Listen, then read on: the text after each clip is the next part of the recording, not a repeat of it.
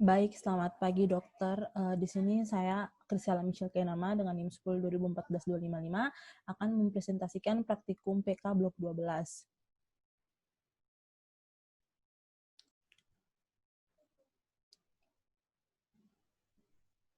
Yang pertama adalah pengambilan darah dari kapiler. Pengambilan darah kapiler yang pertama itu harus mempersiapkan diri dengan menggunakan handscoon, jas lab maupun masker. Setelah itu untuk pengambilan darah dari kapiler itu biasanya dia menggunakan atau diambil dari jari 2 sampai jari keempat. Biasanya itu pertama-tama harus dipijat terlebih dahulu bagian jari yang akan diambil. Setelah itu dilakukan asepsis dengan menggunakan alkohol 70% atau kapas alkohol. Setelah itu didiamkan beberapa menit hingga beberapa detik hingga kering. Setelah itu ambil darah dengan menggunakan febel dengan kekuatan yang sudah diatur.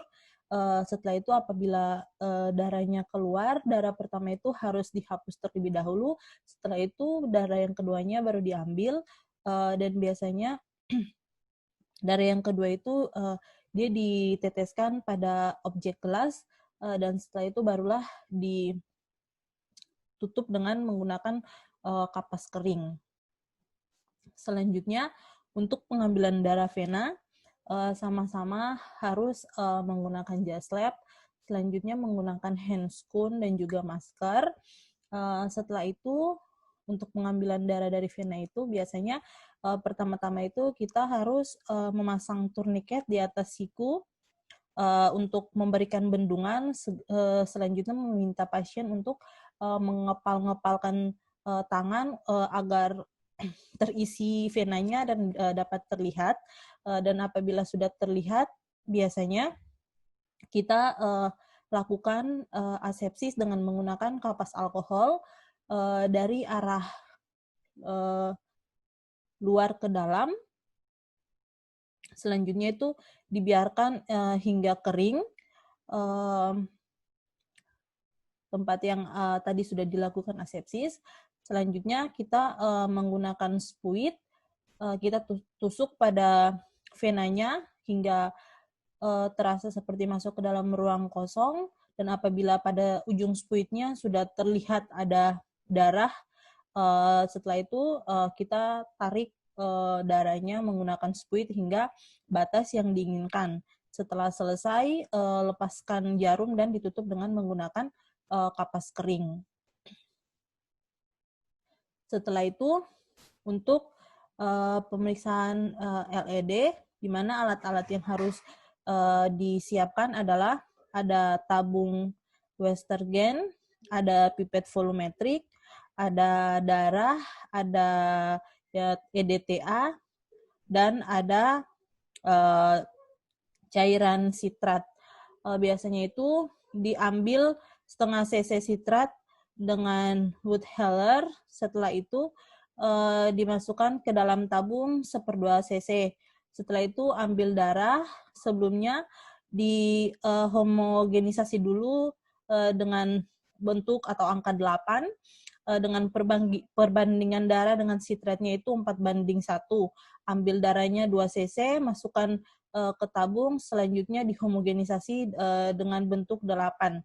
Setelah itu masukkan ke dalam tabung Westergen. Kalau kita ambil itu biasanya sampai pada batasnya, batas 0. Selanjutnya masukkan dan tutup, terus tunggu selama 1 jam. Selanjutnya untuk pemeriksaan hematokrit, sama harus menggunakan masker juga. Selanjutnya pengambilannya itu biasa darah kapiler. Pengambilannya itu selanjutnya untuk hematokritnya, dia itu butuhkan pipet hematokrit. Selanjutnya ada lilin, ada grafik, ada EDTA, ada centrifuge, dan ada darah. Biasanya itu darah dia harus dihomogenisasi dulu dengan bentuk atau angka 8.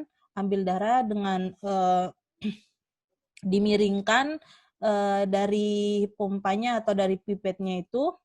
Selanjutnya kita masukkan ke dalam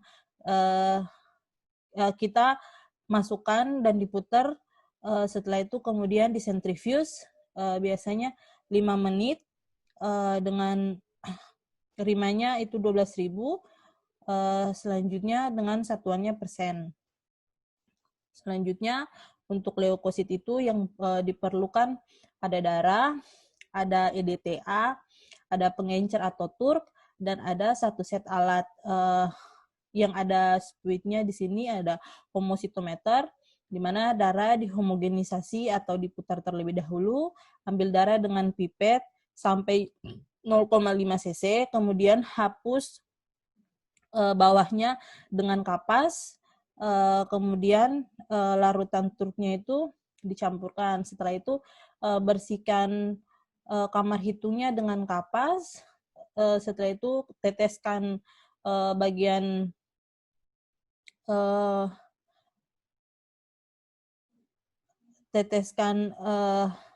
cairannya itu di bagian-bagian pinggir kamar hitungnya saja. Setelah itu kemudian dilihat di mikroskop dengan pembesaran 10 kali, dengan kondensor diturunkan dan diafragma aja ditutup. Sekian presentasi dari saya.